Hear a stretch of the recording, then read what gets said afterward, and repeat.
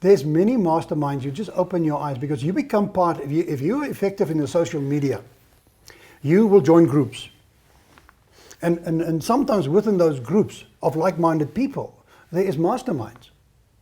But they will just not open their doors for anybody.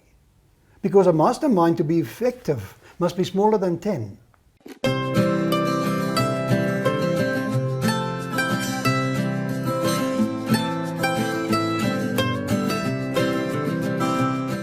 Hi there and welcome. I'm very excited because in this video I'm speaking to Roux about masterminds. Bertie, masterminds. What is a mastermind?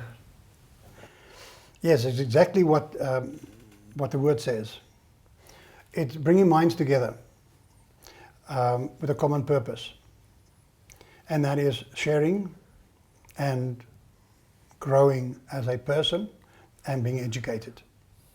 So the concept of mastermind, and it comes a long way. It's age-old, the concept of masterminds. Where I've experienced it and I have come in contact with that is that many companies, because of COVID recently, has not only suffered unexpected losses of key staff, which they planned in terms of the succession planning, to still take control of. You know, the guy's 50 years old, 55, retirement 65, there's 10 years to go when we can transfer the knowledge. And all of a sudden, here comes this dreaded COVID and take people unexpected, young and old, key people in organization. And that situation has left us with gaps. And my definition of leadership and management and role of those two, and therefore also supervisors and team leads, has led me to believe that the approach that people have to succession planning and to growth and development of their teams has taken a second position in organization. I've often said that the leaders in many organizations had to roll up their sleeves and become engrossed in the operational matters of the organization. So they became managers again, not strategic as they would have been as a leader, but now more making certain this company survive, because it was all about survival. So that I'm certain happened tonight, and I'm certain you could relate. Many companies have gone through that. Many companies have gone under, but other companies have, because of that transformation, has been able to resurrect the company and just fulfill those positions that would become vacant and was critical. You know, stop those gaps. But now the question is, going forward, how do I then create a new, for example, middle management layer? I've got senior management and I've got junior people, I've got nobody in between. How do I grow them? I need to give them exposure. I need to give them experience and to be a leader, to be a manager. But many organizations is not big enough to take a person out of the factory or the factory floor and make him a supervisor and make him a manager. And if we understand, once again, just a second or two on the brain profiling, is that your good salesperson is not necessarily, hardly ever, to be honest, a good sales manager. It's a different kind of person, different brain profile. So when you do that kind of move, best salesman become the sales manager, you lose your best salesman and you do not gain a manager. So you've got two weak positions that you've created by making that decision. Maybe that good salesman can be transformed to become that sales manager over time. That's why many organizations has created specialist development paths in the organization. So as you become senior, Patterson bands A, B, C, D, and E and F, they've realized I need to promote this person to the next level and get into the D level, which is a managerial level, but I can't apply him as a manager because I've got to make a mistake. But I can't keep him back. So we create a specialist, an S level. And we grew those people as specialists and they contribute to the company, and I start exposing them to the role of management. So that when they're ready, I move them into there. So that I don't have the problem with Peter's principle, promoting people to the level of incompetence. Okay, so we must be very aware of that. Back to masterminds. So the role of a mastermind can then be in an organization to draw your high flyers in your organization into a group. And you start challenging them with projects, concepts, and ideas in organization to grow their thinking, as let's call it a junior exco. So expose them to the operational things of the company. That applies whether there's going to be an increase or not. We change the car allowance, we employ more people, or we take on a new direction and in organization, and we just hear what they say. And through that, hear what they say, they grow. And the underlying principle of a mastermind is that every person will come to the mastermind meeting with having prepared on a specific subject or challenge that was given. So there's always a facilitator, and as the mastermind grow, you sort of rotate the role of the facilitator.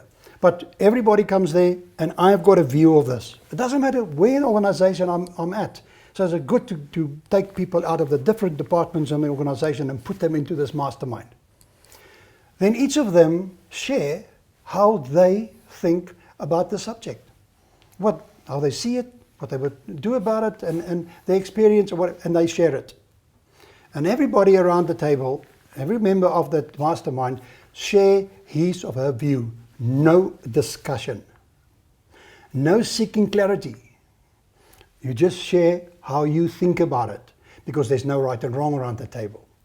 Once we've done that, we've shared that, then the facilitators start and facilitating the discussion of this and these views, how they come together.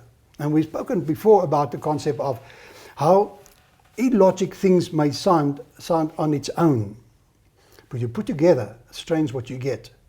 And it's exactly what happened with masterminds. So you have incredible good inputs and decision making that follows from the shop floor that can even guide and redirect focus of the organization. And in the process, you are developing those people. I mean, some people, I have facilitated and be instrumental in setting up masterminds.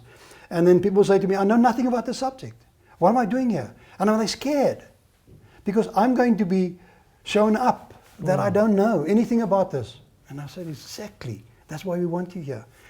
Your angle of this problem is exactly what we need, because we are so engrossed in having the answers, we don't look for alternatives anymore. And they come to the table. And it's phenomenal that people grow, and then every now and again they will give feedback to the senior exco or senior management or the board in terms of their findings. And then the people sit back and say, phenomenal. I never expected it from that guy. What? Yeah, I mean, I thought he was such a left brain, it's everything facts or figures, nothing people, doesn't matter. When he's put in this mastermind, there's another side of him that came to the fore. How he actually feels about people, how he manages to bring people in. If people, because often attendees will pull back. How some people just come and be able to pull them into the conversation and discussion. Powerful stuff. And that is just developing future leaders, exposing them therefore. But you can also have a mastermind where you simply take people, technical guys in the organization, and put them in a team, and all they talk about technical matters. Okay, so to with a hope and to find alternative solutions or a redirection of the organization, or alternative applications of products that they thought is sometimes ready to be discontinued, and here all of a sudden people come with something totally different. And off they go in a tangent, because people bring those technical side. The same thing around the table. I don't know nothing about this concept, but in preparation of the meeting, I Google a little bit, that I don't feel that non-committal or unable to contribute. No, I do my homework. So I bring those perspectives to the table and exactly what the guys need. So people, product development and all those kind of things in organization. And what the nice thing about this is, in terms of how we work today, virtual and from home, and home offices, and across the globe. So we can have those attendants of the mastermind, not physically present necessarily, but they can be all over the world. And they solve problems that senior management doesn't have time for, or that senior management thought they have the answers. So Bertie, you've spoken a lot about masterminds and people creating it out of maybe a necessity or bringing people together because they feel there's going to be value in the interactions and conversations. What about two things? When do I seek out a mastermind? When would you say you might benefit from a mastermind, and where do you find masterminds to be a part of? Okay, what I've explained just now is inside organizations where you can create masterminds for the purposes as shared. But what Ivan is talking about, I mean, I'm part of a mastermind now. I think I joined them in 2017, 2018, where I met people through LinkedIn, and they were part of a mastermind, and Moritz thought it would be well if I can join this mastermind. Obviously, he shared it with his fellow mastermind members, which a bulk of them was from the US, and they invited me in. And most of the times nowadays, there's a fee that you pay to become part of a mastermind. Because somebody must facilitate it, somebody must manage it, somebody must initiate it, and there's a lot of value add for every single individual in the mastermind. It's powerful stuff. I mean, now you can think to yourself, almost 6 years in a mastermind. We are so emotionally attuned as a group in this mastermind. But what we come up still today is phenomenal. But we've become more than friends just through a mastermind. And we're across the globe. And we were really different thinkers. I mean, I'm a farmer boy from South Africa, so my thinking about things are chakras and all the religions and all those things that matters nowadays, and what you call it, yoga and meditation, which was formed part of this, but we've gone beyond that. So your question is, there's many masterminds. You just open your eyes, because you become part. If you're effective in the social media, you will join groups.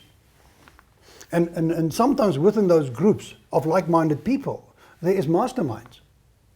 But they will just not open their doors for anybody. Because a mastermind, to be effective, must be smaller than 10. Preferably 6 to 8 people that come together, because you need time in that session to share your ideas and then discuss this and whatever. So if we're 10 or 12, then it doesn't become a mastermind, and then it's actually a coaching one-on-many, where the facilitator has got a role of sharing, mentoring, consulting, counseling. And that's not, to my mind, that is the misuse of the purpose of a mastermind. So if you can find mastermind to join, I'm telling you, the growth in that is phenomenal. And you don't necessarily realize it, how you grow, how you develop. But it is powerful stuff, and I would strongly recommend, if you can, join a mastermind. If not, start your own mastermind in the organization or outside. Join a couple of university friends, contact them, just get on, have a discussion, and you'll see how that thing grow and develop in the mutual interest of all. Because a mastermind is in the mutual interest of all. If there's one member that doesn't participate, that doesn't join up, and he's missed one, or missed 2, 3 sessions, then we ask them, thank you very much, please. We will find somebody else in your place in the mastermind, because he's got a role to play. She's got a role to play. True.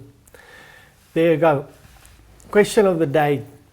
Are you part of a mastermind? And if you are, what have you seen was the process or the outcome of being part of this mastermind. We'd love to hear from you below in the comments. Thank you so much for watching.